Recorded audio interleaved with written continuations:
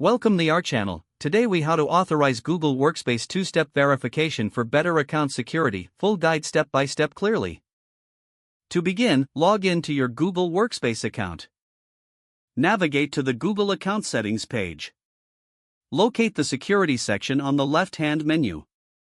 Scroll down to the Signing into Google section. Click on Two-Step Verification. You may be prompted to enter your password again for verification. Once verified, click on the Get Started button. Read through the information provided on the two-step verification page. Click on the Next button to proceed. Choose your preferred method for receiving verification codes. You can select either Google Authenticator app or SMS text message. If you choose the Google Authenticator app, download it from your App Store. Open the app and use it to scan the QR code displayed on your screen. If you opt for SMS, enter your phone number and click Send.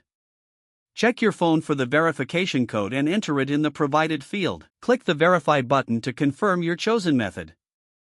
Once verified, click Turn On to enable two-step verification.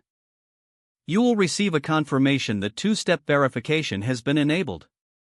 It's important to set up backup options in case you lose access to your primary method. Consider adding backup codes, another phone number, or an alternative authentication method. To access backup codes, go back to the two-step verifications section. Click on Backup Codes and then Show Codes. Write them down or store them in a safe place. Ensure you test your two-step verification process to confirm it works as intended. After the setup is complete, you will be prompted for a verification code during future sign-ins.